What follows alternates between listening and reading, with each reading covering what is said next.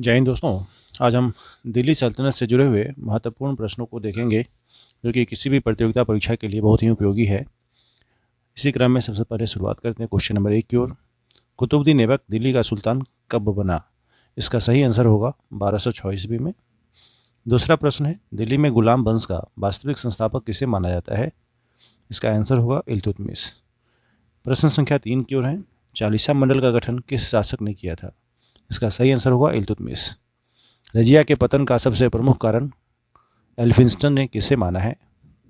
उसका मानना था कि वह रजिया स्त्री थी, इसलिए उसका पतन हुआ, यानी उसका स्त्री होना। ऑप्शन नंबर ए सही है। राजत्व का सिद्धांत किसने स्थापित किया था? वल्बन ने। इसका सही आंसर होगा ऑप्शन नंबर सी। प्रश्न संख्या 6 की ओर है, निम्नलिखित में से कौन सा सल्तनतकालीन विद्वान नहीं था? ऑप्शन है अमीर खुसरो, अमीर हसन, अब्बास खान शेरवानी, मिन्हाजुल सिराज। इसका सही आंसर होगा अब्बास खान शेरवानी। चालीसा मंडल को निम्नलिखित में से कौन से सुल्तान ने भंग किया? इसका सही जवाब होगा बलबन। अभी आपने देखा था किसने गठन किया, तो इल्तुतमिश ने, और भंग किसने किया, तो बलबन ने। प्रश्न संख्या 8 की ओर है, मिलान कीजिए। दीवान ए अर्ज संबंधित है सैन्य विभाग से। सिजदा दंडवत होने की प्रथा है। पाबोश कदम चूमने की प्रथा है। अफरासियाब यह सैन्य विभाग से संबंधित है, यानी वंश से संबंधित है। इसका सही जवाब होगा ऑप्शन नंबर सी 3124। निम्नलिखित में से कौन सा शासक इलबरी तुर्क नहीं था? इसका सही जवाब होगा कुतुबुद्दीन ऐबक। प्रश्न संख्या 10 की ओर है, अरबी परंपरा के आधार पर भारत में नई मुद्रा व्यवस्था लागू करने का श्रेय निम्नलिखित में से किसको जाता है? इल्तुतमिश को जाता है। प्रश्न संख्या 11 की ओर है, सल्तनत काल में अमीर ए आखुर कहलाता था अश्वशाला का प्रमुख। ऑप्शन नंबर बी जो कि सही है। तबकात ए नाशरी किसकी कृति है? मिनहाज उस सिराज की।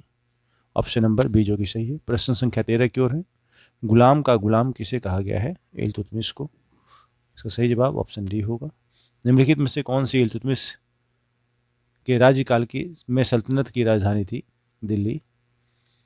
प्रश्न संख्या 15 की ओर है, कुतुबुद्दीन ऐबक की मृत्यु कैसे हुई थी? इसका सही जवाब होगा ऑप्शन नंबर डी, चौगान की क्रीड़ा के दौरान घोड़े से गिरने यानी अश्व से गिरने के पश्चात उनकी मृत्यु हो गई थी। प्रश्न संख्या 16 की ओर है, 2.5 दिन का झोपड़ा क्या है? एक मस्जिद है। ऑप्शन नंबर ए सही है। प्रश्न संख्या 17 की ओर है, इल्तुतमिश दिल्ली सल्तनत का कौन सा सुल्तान लाख बख्श के नाम से जाना जाता है? यानी इसका सही जवाब होगा Qutubuddin Aibak. Option number D. प्रश्न संख्या 18 की ओर है, निम्नलिखित में से कौन मध्यकालीन भारत की प्रथम महिला शासिका थी? इसका सही जवाब होगा Razia Sultan. Option number A. प्रश्न संख्या 19 की ओर है, मंगोल आक्रमणकारी चंगेज खां भारत की उत्तर पश्चिम सीमा पर निम्नलिखित में से किसके शासनकाल में आया था? इसका सही जवाब होगा इल्तुतमिश। Option number B. प्रश्न संख्या 20 की ओर है, दिल्ली का कौन सा सुल्तान मंगोल नेता चंगेज खां का समकालीन था? इसका सही जवाब होगा इल्तुतमिश। Option number A. प्रश्न संख्या 21 की ओर है, चंगेज खां का मूल नाम था तैमुजीन। ऑप्शन नंबर सी होगा।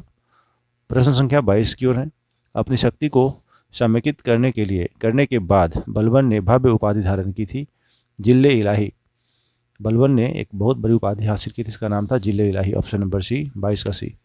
प्रश्न संख्या 23 की ओर है, निम्नलिखित में से कौन सा कथन बलबन के संबंध में सत्य नहीं है? उसने एकतादारी व्यवस्था का प्रारंभ किया। Option number B. प्रश्न संख्या 24 की ओर है, खिलजी वंश का संस्थापक कौन था? इसका सही जवाब होगा Jalaluddin Khilji. Option number A. प्रश्न संख्या 25 की ओर है, दिल्ली का पहला सुल्तान जिसने दक्षिण भारत के अनेक राज्यों पर विजय प्राप्त की थी? Alauddin Khilji. Option number C होगा। प्रश्न संख्या 26 की ओर है, निम्न मुस्लिम बादशाहों में से किस एक ने मूल्य नियंत्रण पद्धति को पहली बार लागू किया? इसका सही जवाब होगा अलाउद्दीन खिलजी। प्रश्न संख्या 26 का आंसर बी होगा। 27 की ओर है, अलाउद्दीन के दक्षिण अभियानों का सेनानायक कौन था? Malik Kafur. Option number C. प्रश्न संख्या 28 की ओर है, राज्य द्वारा वेतन प्राप्त करने वाली सल्तनत की सबसे विशाल सेना की स्थापना का श्रेय किसे दिया जाता है? अलाउद्दीन खिलजी को। ऑप्शन नंबर डी होगा। प्रश्न संख्या 29 की ओर है, अलाउद्दीन के लगान एवं कर संबंधी सुधार पूर्णतः विफल सिद्ध हुए। प्रश्न था कि इसमें कौन सा कथन सत्य है या एक से अधिक कथन भी सत्य हैं? तो दूसरा कथन है, पहला तो सही है। दूसरा, अलाउद्दीन के आर्थिक सुधार ने राज्य की आर्थिक स्थिति को कमजोर किया, जिससे साम्राज्य विस्तार के संसाधनों का अभाव हो गया। यह दोनों सही है, यानी ऑप्शन 1 और 2, यानी केवल दोनों नहीं, यानी ऑप्शन सी होगा सही इसका, 1 और 2 दोनों। प्रश्न संख्या 30 की ओर है। दिल्ली सल्तनत का वह प्रथम शासक कौन था जिसने भू राजस्व के निर्धारण के लिए जमीन की माप पैमाइश को आधार बनाया तथा महत्वपूर्ण वर्ग खुद और मुकद्दम को भी भू राजस्व देने को कहा, जिस तरह आम जनता देती थी? इसका सही जवाब होगा अलाउद्दीन खिलजी। प्रश्न संख्या 31 की ओर है। घड़ी अथवा गृह कर लगाने वाला दिल्ली का प्रथम सुल्तान कौन था? अलाउद्दीन खिलजी। उसका नाम क्या था? अलाउद्दीन खिलजी। प्रश्न संख्या 32 की ओर है। अलाउद्दीन खिलजी ने किस क्षेत्र की विजय के बाद उसका नाम बदलकर खिजराबाद रख दिया था? इसका सही जवाब होगा चित्तौड़। प्रश्न संख्या 33 की ओर है। दीवान ए रियासत का कार्य था व्यापारी वर्ग पर नियंत्रण करना, ऑप्शन सी। प्रश्न संख्या 34। अलाउद्दीन खिलजी के आक्रमण के समय देवगिरी का शासक कौन था? सही जवाब रामचंद्र देव था। प्रश्न संख्या 35 की ओर है। निम्न में से किस सुल्तान ने बाजार सुधार लागू किया? सही जवाब अलाउद्दीन खिलजी। प्रश्न संख्या 36 की ओर है। 1306 ईस्वी के बाद अलाउद्दीन खिलजी के समय में दिल्ली के सुल्तान व मंगोलों के बीच की सीमा क्या थी? सिंधु, ऑप्शन नंबर सी।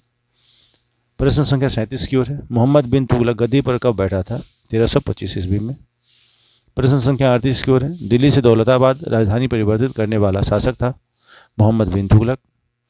फिरोज शाह तुगलक की आत्मकथा किस नाम से जानी जाती है? फतुहात ए फिरोज शाही।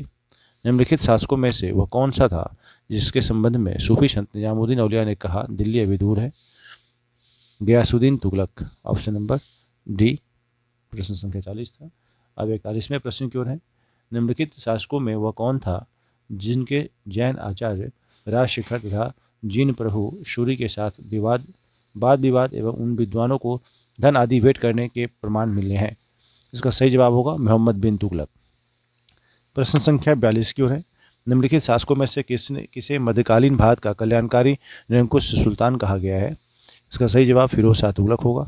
निम्नलिखित में से किस नगर या किन नगरों का निर्माण फिरोज शाह तुगलक ने करवाया था? इसका सही जवाब होगा फतेहाबाद, फिरोजाबाद, जौनपुर, हिसार फिरोजा और फिरोजपुर, यानी 1, 2, 4, 5 और 6, ऑप्शन नंबर सी। प्रश्न संख्या 44 की ओर है। निम्न में से किसकी मृत्यु पर बदायूनी ने कहा था सुल्तान को उनकी प्रजा से और प्रजा को उनकी सुल्तान से मुक्ति मिल गई है? मोहम्मद बिन तुगलक की मृत्यु के बाद यह बदायूनी ने बोला था। प्रश्न संख्या 45 की ओर है। मंगोल आक्रमणकारी तैमूर ने किस सुल्तान के कार्यकाल में दिल्ली पर आक्रमण किया? इसका सही जवाब होगा इल्तुतमिश। प्रश्न संख्या 46 की ओर है। ब्राह्मणों से जजिया कर लेने वाला सुल्तान था Firoz Shah Tughlaq, option number C. प्रश्न संख्या 47 की ओर है।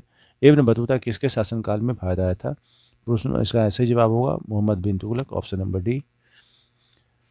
होली त्यौहार के सार्वजनिक उत्सव के में भाग लेने वाला दिल्ली का प्रथम सुल्तान कौन था? Mohammad bin Tughlaq, option number B. मध्यकालीन राजाओं के संदर्भ में निम्नलिखित में से कौन सा कथन सत्य है? अब आपको सत्य कथन बताना है, तो इसमें जो ऑप्शन नंबर डी दिख रहा है आपको, फिरोज तुगलक ने गुलामों का एक अलग विभाग स्थापित किया था, जो कि सत्य कथन है, बाकी सारे असत्य हैं। प्रश्न संख्या 50 की ओर है। दिल्ली सल्तनत के तुगलक राजवंश का अंतिम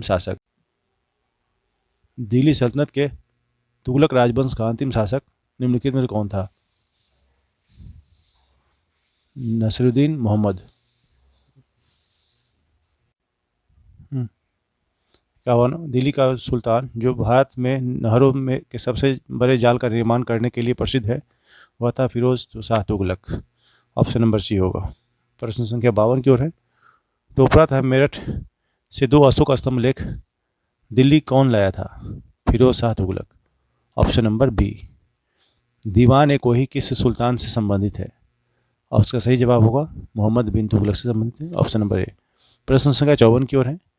भारत में सर्वप्रथम सांकेतिक मुद्रा का प्रचलन किया था मोहम्मद बिन तुगलक ने? इसका सही जवाब ऑप्शन नंबर डी होगा।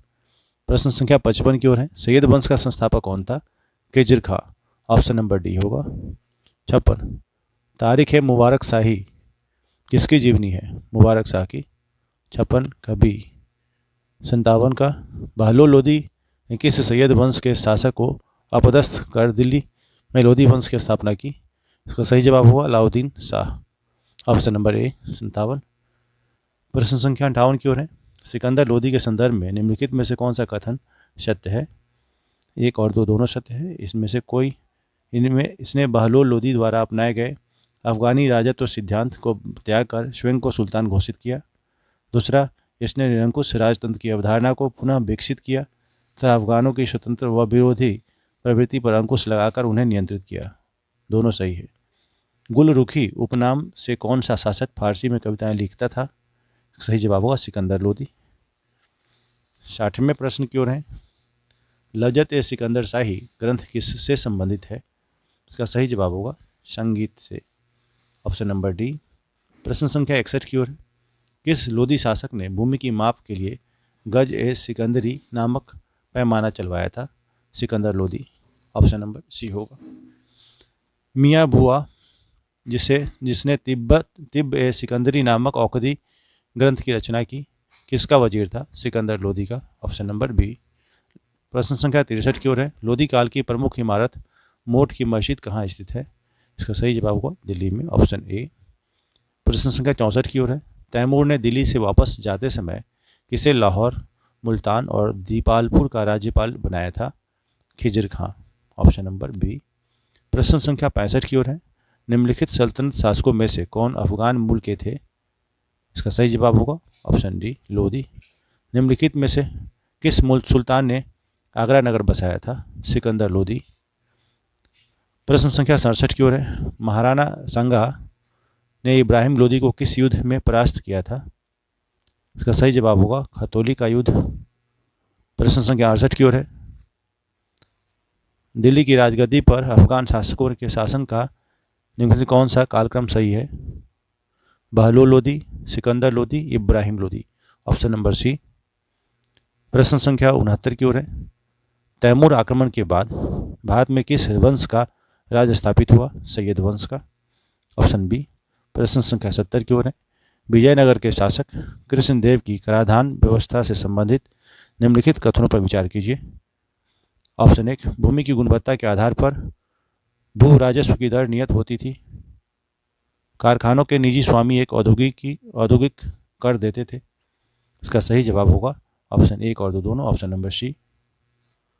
जौनपुर नगर किसकी स्मृति में बसाया गया था? मोहम्मद जौना खां, ऑप्शन नंबर बी।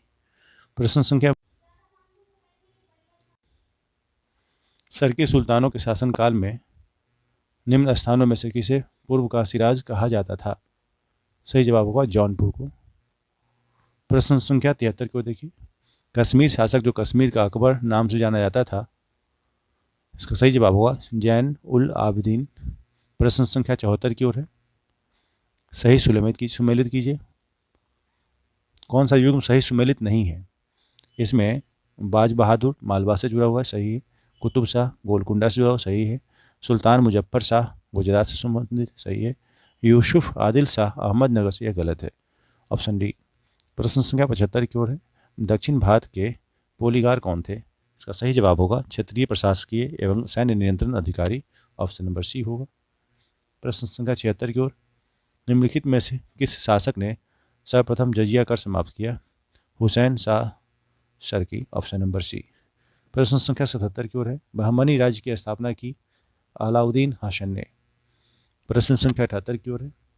निम्नलिखित को मिलान कीजिए। बरार, इमाद शाही, दूसरा बीजापुर आदिल शाही, अहमदनगर निजाम शाही, गोलकुंडा कुतुब शाही।